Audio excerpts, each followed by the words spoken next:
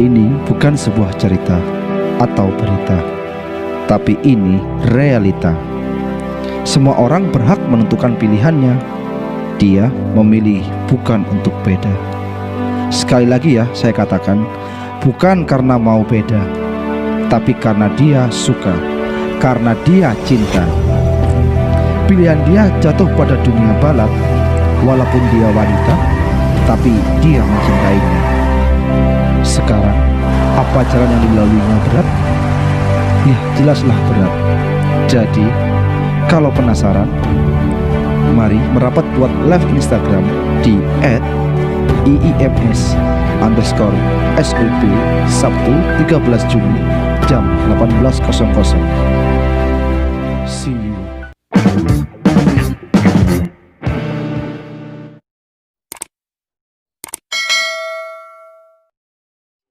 Aktivitas utama sekarang Ya. apa nih, Mbak? Ya.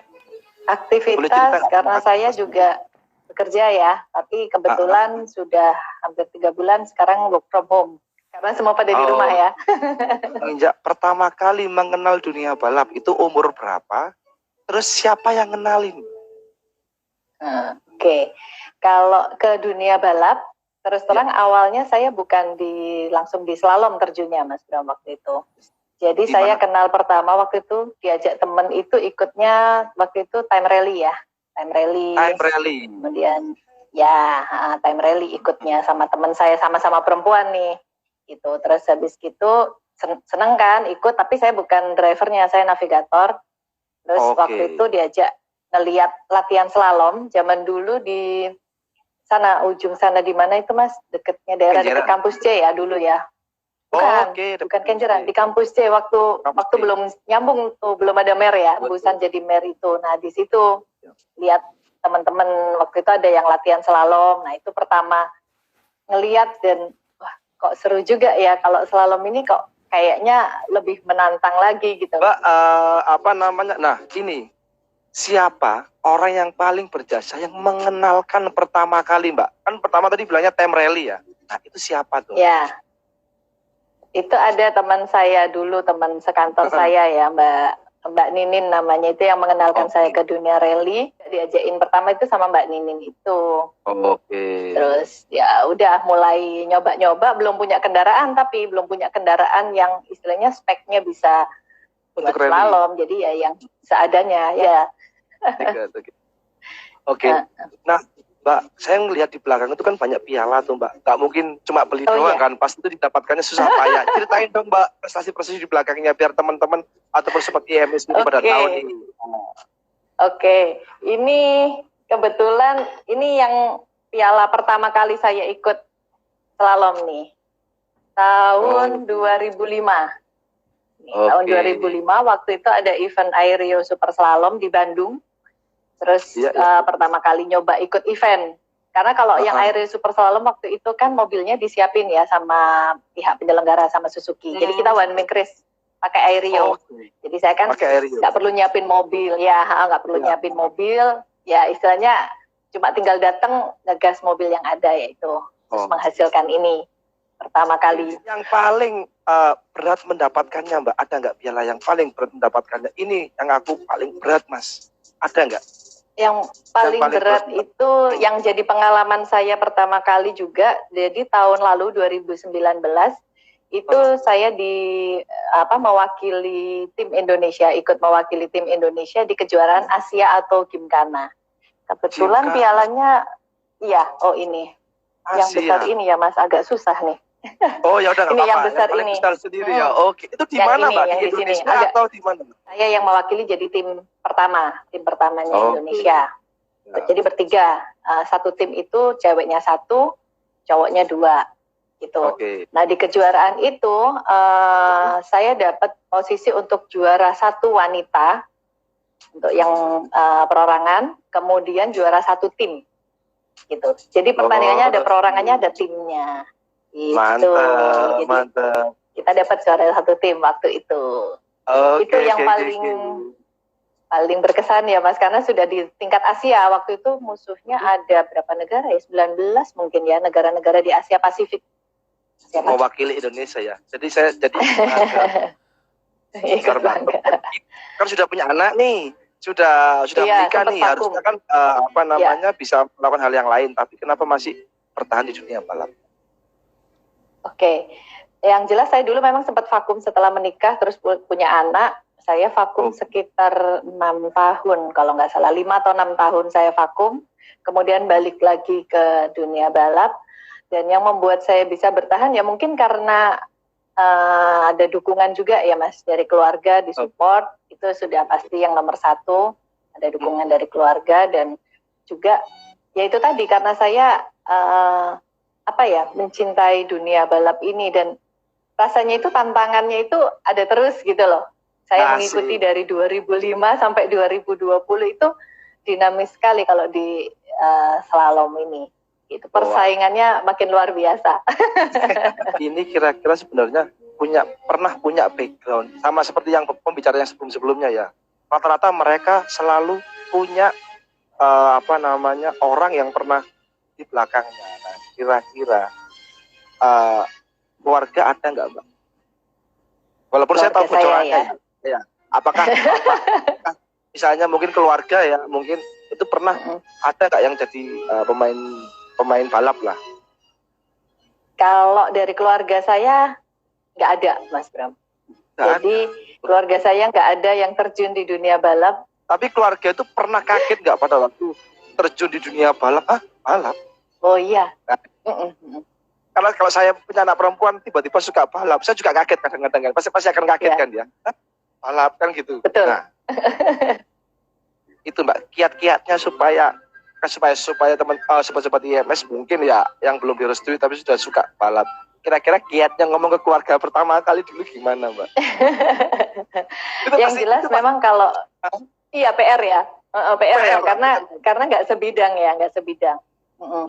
Memang waktu dulu saya ngomongnya kan karena saya waktu terjun di dunia balap juga saya kondisinya juga sudah bekerja sendiri ya Mas Bram ya. Itu sih jadi satu kunci ya, dalam arti kalau saya sudah ada penghasilan sendiri, istilahnya kalau saya mau balap mau apa ya saya cari duit sendiri gitu loh untuk bisa memenuhi hobi saya.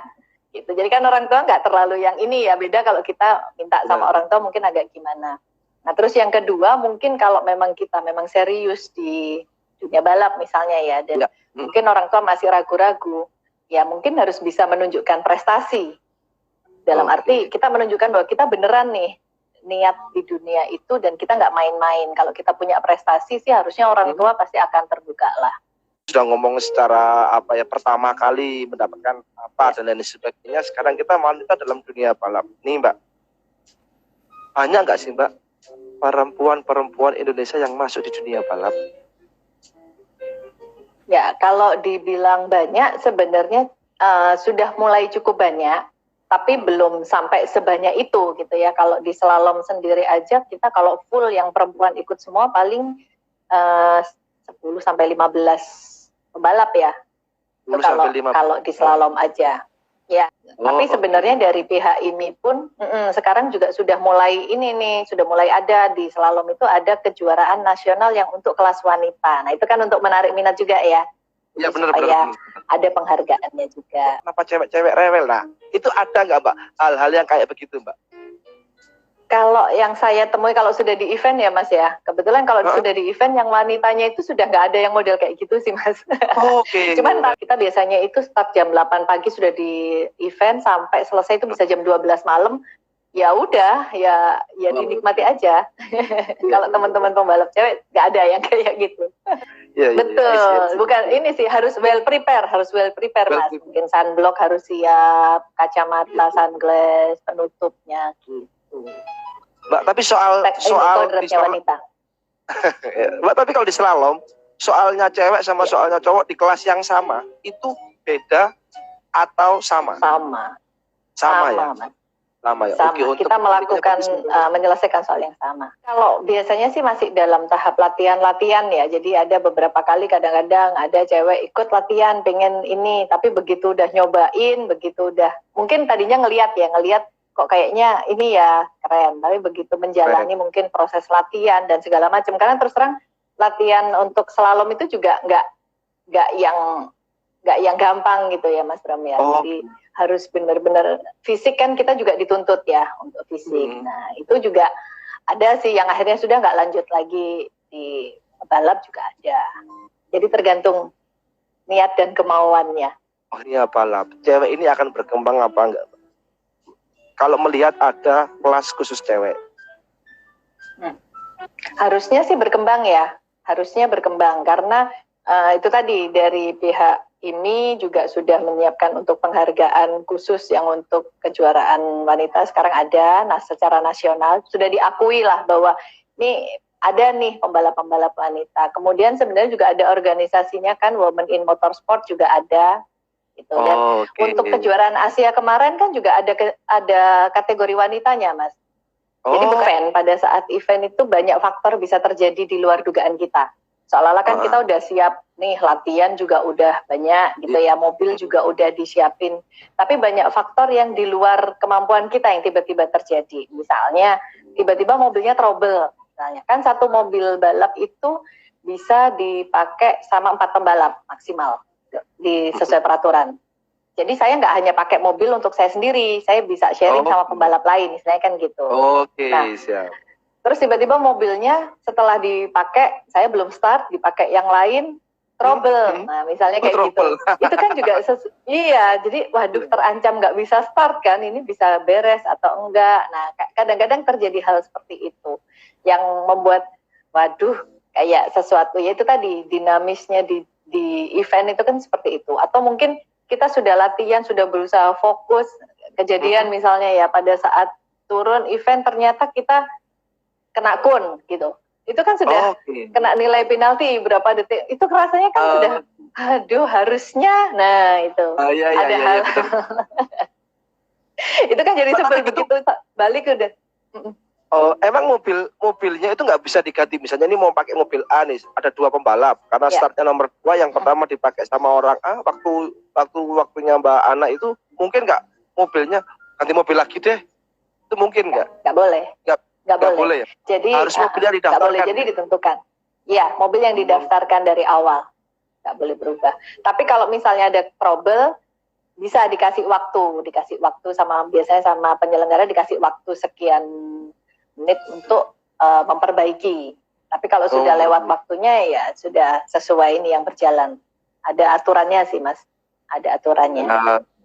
Mbak, aku mau tanya kalau diri sendiri ya itu tadi ya, kalau yang saya tahu pasti itu di slalom kita punya komunitas, Mas Bram. Komunitasnya di Jatim Slalom Community. Jadi cakupannya bukan hanya di Surabaya tapi Jawa Timur. Ya, Jatim Slalom Community itu sudah sejak tahun 2006. Kita terbuka kalau misalnya ada anak baru ya pengen belajar, pengen ini, kita soalnya kalau kemarin-kemarin waktu sebelum ada kondisi seperti ini ya Mas, kita suka ada latihan rutin di Sidoarjo seperti itu. Nah, itu boleh kalau misalnya ada yang pengen belajar, pengen nyobain, misalnya pengen tahu caranya slalom, kita terbuka sih. Silakan datang, nanti kita belajar sama-sama, latihan bareng. Tanya lebih hal yang agak lain ya Kak Jamping nih Mbak. Di baju pembalap, kenapa banyak tulisan kayak misalnya mungkin kan ada Fastron, ada Pertamina, apakah itu sponsorship ataukah itu beli sudah begitu, nggak tahu ya. Nanti buat cerita. Iya, kalau saya karena memang ada support dari Fastron, jadi saya tim balap saya kan Fastron Slalom Team, jadi makanya ada tulisan Fastron juga, jadi ada support sih. Misalnya nih sobat IMS, aku pengen balapan, dia misalnya pakai motornya orang tua, sering kebut-kebutan, akhirnya dia kepingin balapan, tapi dia nggak punya mobil, itu mungkin nggak Mbak kejadian? Atau memang harus punya atau bagaimana? Oke. Jadi kalau mau terjun di dunia balap, apakah harus punya mobil atau enggak gitu ya Mas ya? Kalau untuk latihan pastinya karena latihan sendiri, ya sebaiknya punya mobil sendiri. Kecuali kalau ada temennya yang memang mau diajak sharing bareng-bareng. Karena ada beberapa temen yang gitu. Mobilnya bareng-barengan, joinan sama teman, itu boleh, tergantung kesepakatan dengan temannya masing-masing. Temannya masing-masing. Gitu ya. Nah, betul. Tapi kalau untuk kejuaraan, Mas Bram, kalau untuk kejuaraan ini mungkin juga Sobat DMS supaya tahu juga ya. Jadi ada kejuaraan-kejuaraan yang biasanya itu mobilnya juga disediakan. gitu. Oh, Jadi oke. sempat diadakan, ada penyelenggara kalau biasanya barengan sama Kejurnas, tapi hanya di beberapa seri sih Mas. Gitu. Itu ada informasinya. Jadi diajarin sama pembalap nasional, kemudian setelah diajarin dipertandingkan di antara peserta yang dipilih itu tadi. Dia tanpa harus bawa mobil, wear pack semuanya disiapkan. Disiapin, dia Itu tinggal sih pakai toh ya. peluang, ya itu yang bareng Kejurnas. Atau ada lagi ini untuk menuju ke PON. Ini start mulai tahun lalu untuk persiapan PON karena cabang Auto Gymkhana ini mau masuk di PON. Ya. Jadi ada kejuaraan khusus untuk prapon itu untuk di bawah usia 23 tahun. Itu mobilnya juga disiapkan. Mobilnya disiapkan, tinggal datang bertanding. Enggak. Mungkin yang tadi saya sempat sampaikan, kalau misalnya kita di awal, kita tergantung mau profesional atau mau bisa, sekedar bisa, ya kan? Kalau memang mau sekedar bisa, kayak mobil itu biasanya dengan mobil standar pun kita sudah mulai bisa latihan sebenarnya. Jadi nggak usah terlalu ribet diapain dulu, modifikasi, nggak usah pakai mobil standar untuk latihan sudah bisa, gitu ya.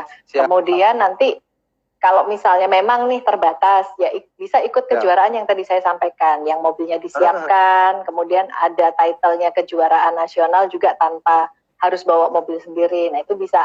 Karena nanti pada akhirnya kalau memang bisa berprestasi, bisa menunjukkan satu prestasi, ya kan siapa tahu nanti ada tim balap yang melirik, ada sponsor yang melirik. It's not a game, it's a rich thing.